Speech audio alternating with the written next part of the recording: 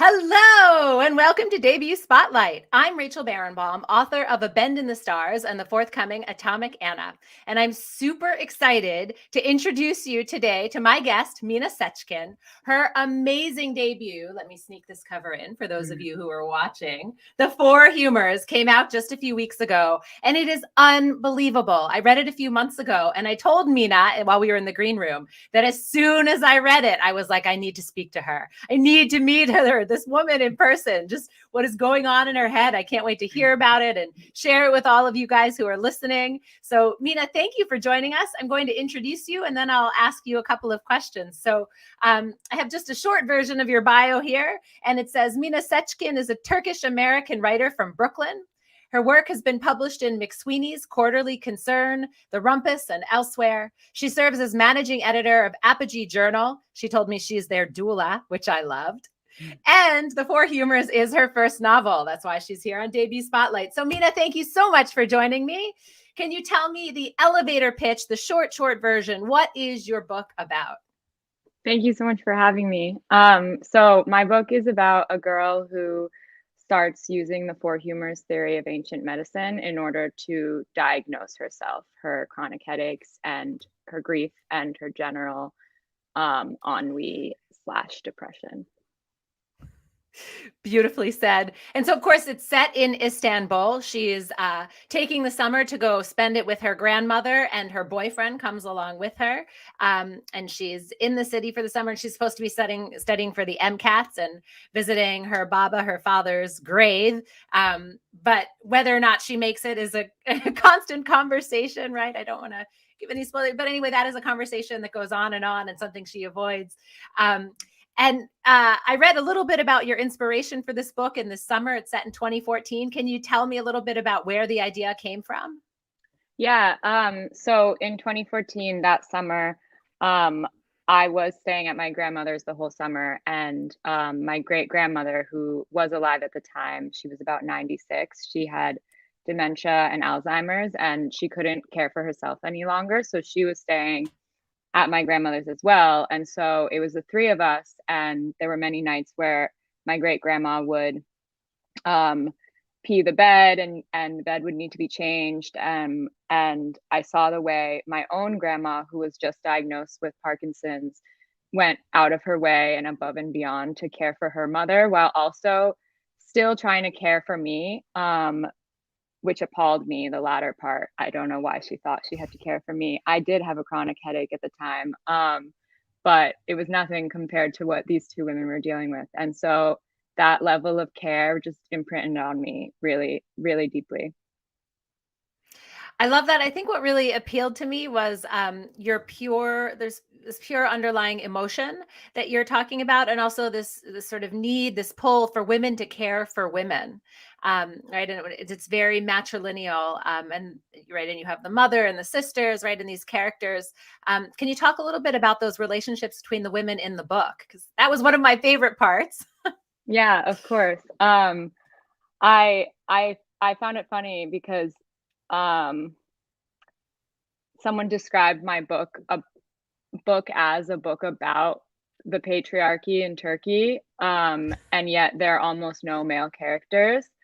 Yeah, that's and crazy. I really, yeah, and what? and I really,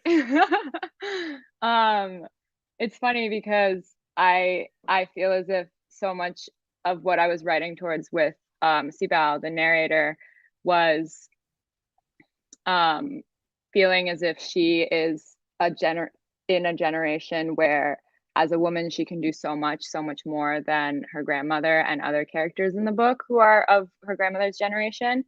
And yet she wants to do nothing. And so in terms of those generations and the women there, that's something I really wanted to explore. And with their relationships, I think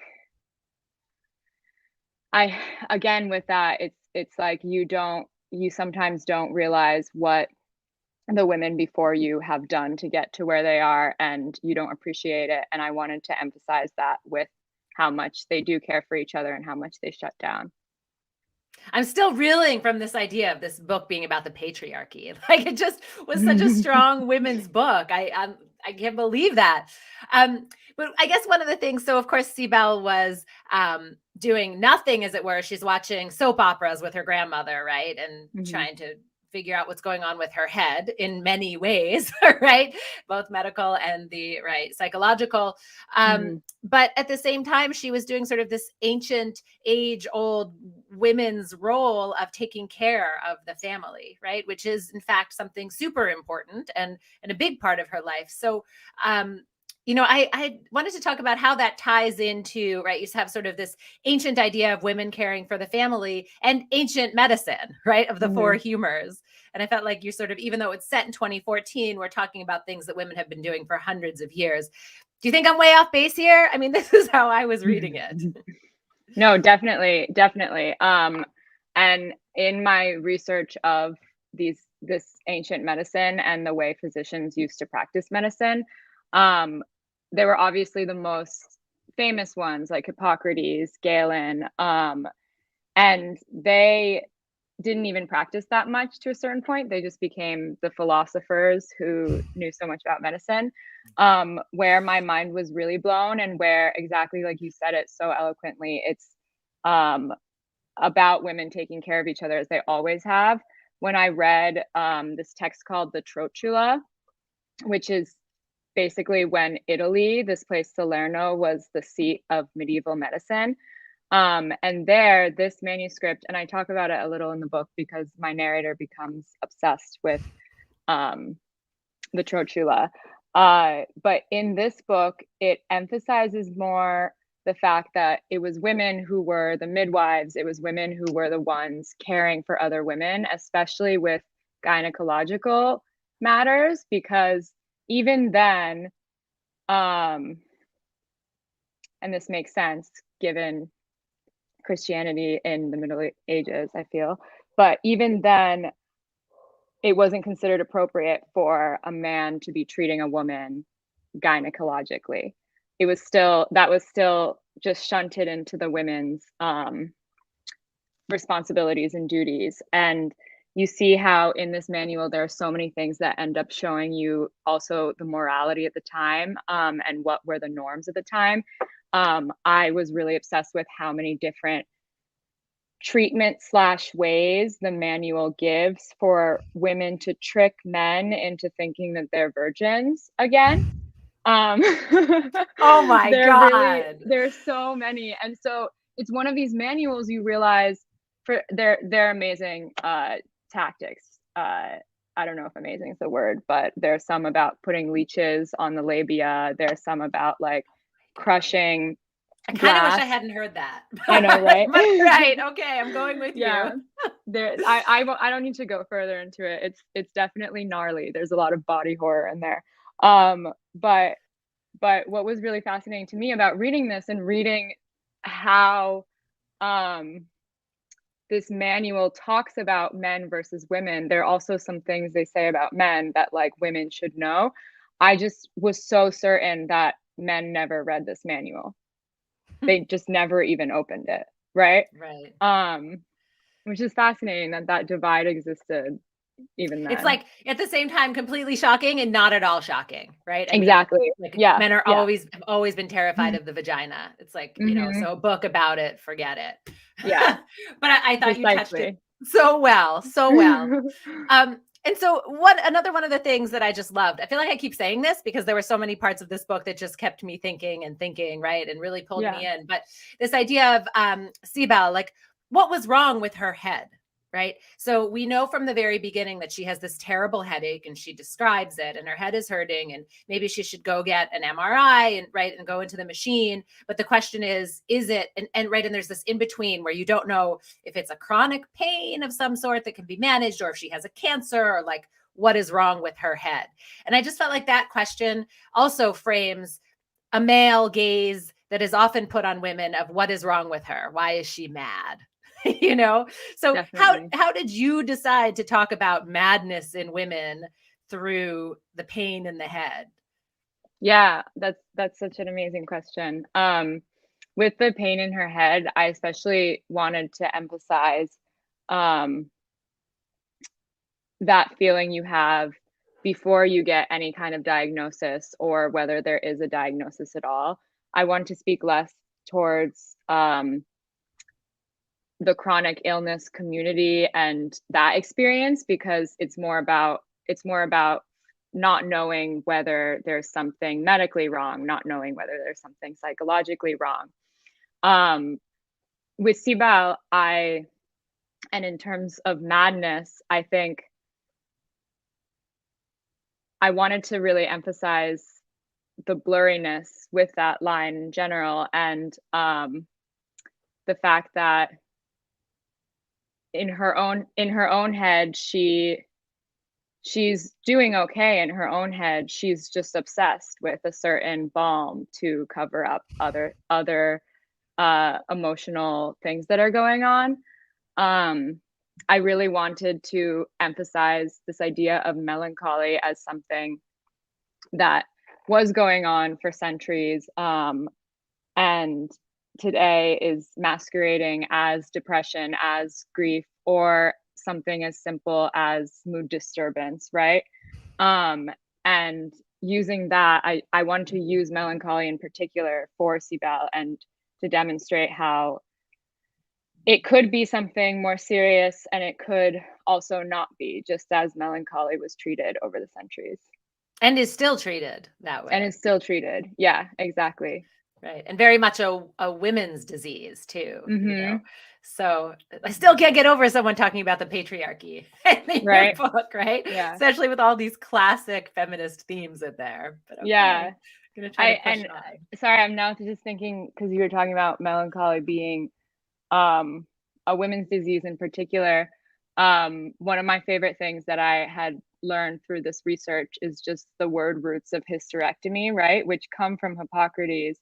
And it's because the uterus is hysteric. Yeah. And so that's taking out the hysteria from a person, is getting a hysterectomy, which is wild. Appalling, really. Mm-hmm. Right? They had so many ideas about like whether the uterus was a good thing or a bad thing, whether it was healthier for women to have more sex or less sex, whether having children made women crazy or not crazy. Yeah. This is like ancient Greece. Yeah. If only the women were the main doctors. Mm-hmm. So I could probably talk to you about this for like another hour, but I want to make sure that we have time also to talk about language, because I think language is such a key part of this book and the thinking, and literally the words we use to frame these conversations, right? So Sibel is there, and she and her grandmother can speak, but her boyfriend, oh my goodness, what is his name? Gordon? No, did I get that? Cooper. Yeah. Cooper. I'm so sorry. No, don't worry. See, he's like a guy on the side. I wasn't paying attention to Cooper. Yeah. So Cooper does not speak the language, right? He cannot communicate with her grandmother. And yet she feels some jealousy towards him because she still embraces him and hugs him. Can you talk about language and how you thought about it and bringing this character in who was, blonde American, only spoke English? Yeah, I really, in terms of Cooper, he was a really important plot device in a way, because I really wanted to show Sibel's experience as a Turkish American in Turkey, where she's not born and raised in Turkey. She comes to Turkey for the summer, and almost everything's familiar to her, but there are a lot of things that she notices as being different from where she's actually from. So there are a lot of times where she will disassociate from the Turks there, or not, or use a we, right? And so that thematically I definitely wanted to explore, but then on a more craft level, I'm always really self-conscious of describing unothered or not well-known culture or identity to an audience who doesn't know about it.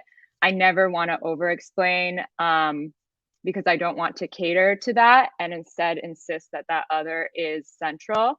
And so Cooper was really useful as a device for me to do this, because there were, quite frankly, multiple times where his character as an American was asking questions and wanted to know about something in Turkey. And so it was a really, craft-wise, it was a really awesome and realistic way to have Sibel maybe explain something through Cooper's character.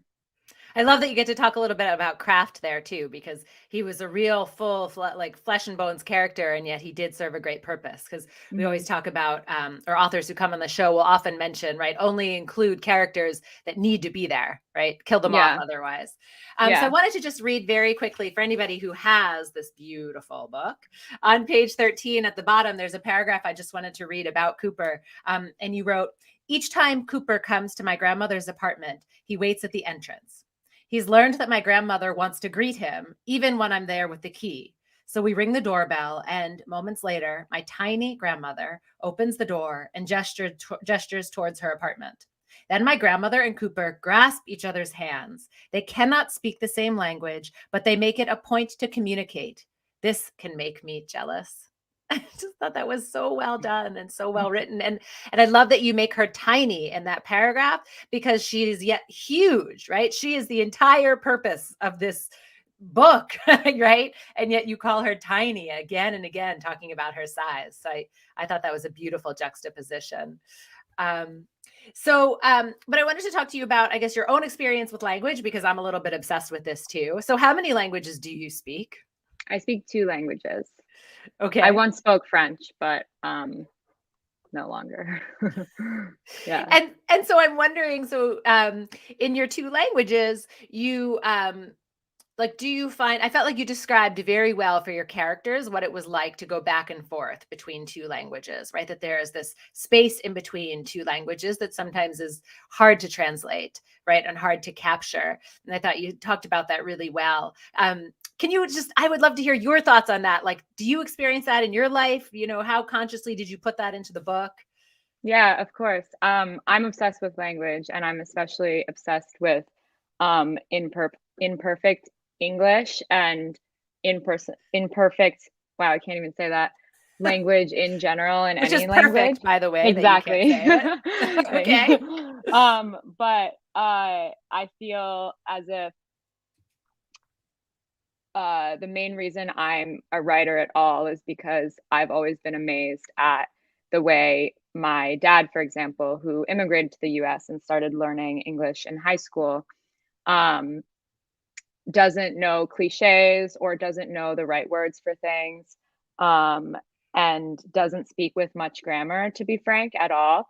And so when he's expressing himself in English, he reaches for words with poetry and music instead, in order to tell something new.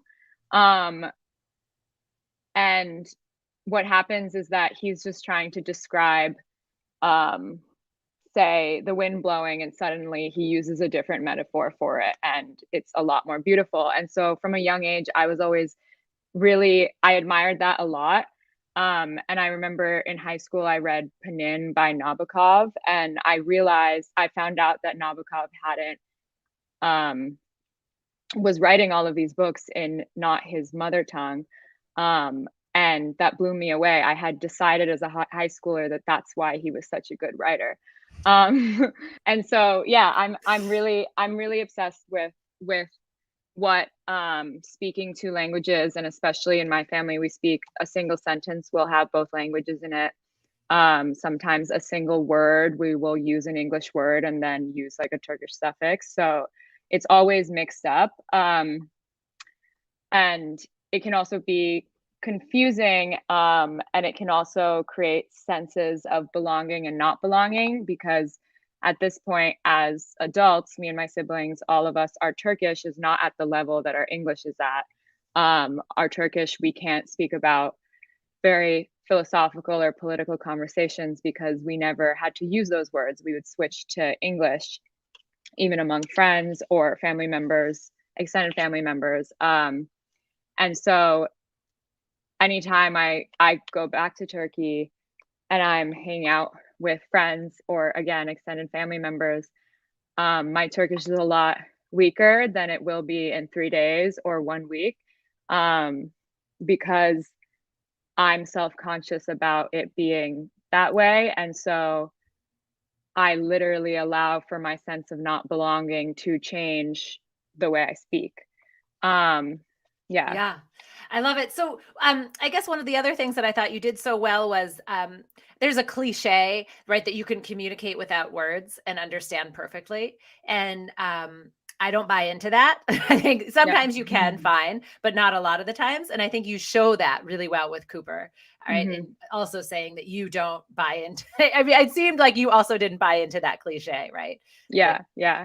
I um, feel it takes two particular kinds of people I to be able to do that. I do think Cooper and the grandmother were able to communicate, um, but only because they wanted to so badly. Uh, yeah, and yeah. my narrator doesn't understand that in her current state. Yeah. Okay, so I did want to ask you about the politics of the time, because there's one sentence in here that was like 15 lines. So I might stop in the middle of the sentence, but I Great. wanted to read it Mhm. anyway. Yeah. So remember the year is 2014, right? So you start off, the next day I'm at my grandmother's watching the news when the police begin using tear gas and water cannons on demonstrators at Taksim Square. The news does not show this. I find out on Twitter. It's sometime after dinner, and we divide up my grandmother's phone book to call people as we simultaneously take calls. And my mother, she calls, very upset, saying she's heard there were 25,000 police officers, but she can't find out whether anyone has been killed or how many were injured. And of course, my sister calls too, talking about how being an American Middle Eastern kid makes you born to heartbreak from both of your countries, and so often. And my uncle calls asking if I went, if Cooper went, right? And you go on in this one huge long sentence talking about it.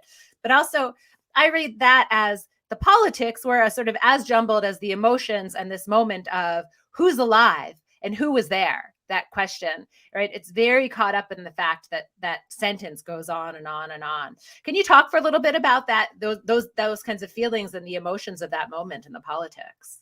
Yeah. I was very um where to begin? There's a So big question, I so know, you yeah. choose where to start. But it's such an essential question, and I feel in so many ways the heart of this novel is about a kind of intergenerational trauma that gets passed down, um, and is so much about a country's politics and the way they affect the social norms and how those social norms affect the individuals, and then how those individuals are able to live their daily lives. And I thought 2014 was the only year that this novel could really be set, because it was right before Erdogan became president, and it was right after Gezi. Um, and I didn't I didn't want to write a novel where the politics were the front and center thing happening. I really wanted to demonstrate how the politics are just within the character's blueprint and they can't get away from it even if they try to. That's why I was really adamant from the beginning of Sibel being a character who claims to not care about politics at all. Um, yeah, and I think that was also suited to Turkey's particular history with the violence in the 60s and 70s, um, and how it created a whole generation of people who not even would prefer not to be political, but had decided they literally can't afford it and it would get them into jail. So I And yet, wanted to, yeah, sorry. so I was gonna say, and yet Sibel's family, right, was they sort of talk about it with pride and what they endured and even what they lived through. Yeah, yeah. Um, so I really, the year 2014 was important for that, I think. Um, and And yeah, I very much so wanted to make the politics go in and out of the novel, similar to the way the street cats do. But they're always there. Yeah. So shout out to Margaret, who's been listening this whole time. Hello, thank you, and been writing all kinds of amazing comments on here. I think she's a big fan too. So before we run out of time, I need to ask you two questions. I seriously could talk to you for like keep going on and on and on because I want to stress, sorry, before we go on to some of the questions that I want to ask, that one thing that you capture so well is the feeling of being in Istanbul. I had mentioned to you in the green room also that I had been there, and I felt like you captured the streets and the feel of the city, just like I was walking down the streets, right? That I was back in the souk, and I just love that. So I encourage people to read the book and learn about what it feels like to be in Turkey, in Istanbul. Okay, so I ask every author these two questions. My listeners, watchers love to know these questions.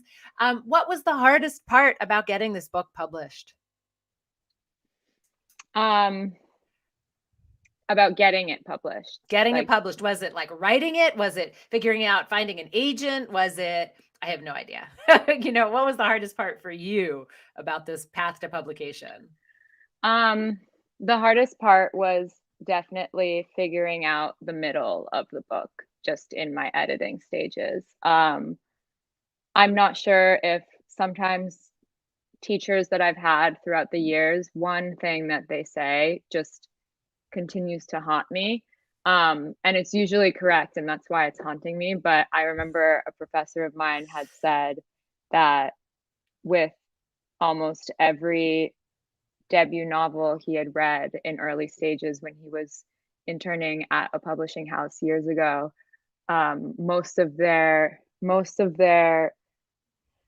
sort of downfalls were that the middle was the least compelling part. And so I think that really haunted me, and I was intent on making my middle as strong as it could be, while also acknowledging that my book is a book that changes halfway through. All the seeds for the end and the second half are there in the beginning, but it definitely morphs into focusing more on Sibel's family and the past, and kind of bridging a family secret that had happened long ago. So it was the middle for me. I rewrote it many times, but I also had Probably an experience. countless times, right? Yeah, countless times. Yes. And I also had an experience of not knowing what to do with the middle and, say, the family secret and how to reveal it. And I was really grateful that the practice of not being at your computer thinking about it, and instead doing other things and letting that aha moment come to you when it comes to you, that ended up working out for me, which was good. But then I had to implement it. Yeah. Right. Yes, I think that's great, right? Step away from the computer to find your answers. So, and you landed at Catapult. So how did you get to Catapult? I got That's to the Catapult. publisher for people who don't know. Yeah. I got to Catapult, and I had a meeting with Alicia, my editor, and it was a really incredible meeting, and I really felt like Alicia understood the book very well. And that was that. It was 1 week before the pandemic, the lockdown started in New York. Yeah. Oh man. Yeah. So what kind of advice do you have for new or aspiring writers out there? The best advice that I have is to just keep reading as much as you can, and to develop your taste and your voice, and just to expose yourself to as much as possible, really. I love that. I think that's beautiful advice. Sometimes I talk to writers and they say they don't have time to read. And I always wonder, but then how do you write? Like, how can you possibly write if you're not reading, right? Yeah. Hundreds of pages a week. Anytime I'm in a slump, I actually start reading. And if it's a book that really excites me, it will just turn on kind of the wheel in my head for something else that I've been thinking. I love that. Mina, thank you so much for joining me today. I absolutely loved our time together. I wish we had more, but so it goes. The Four Humors was fantastic. I loved it. May you sell many, many copies. Thank you. Thank you for having me. This was so fun.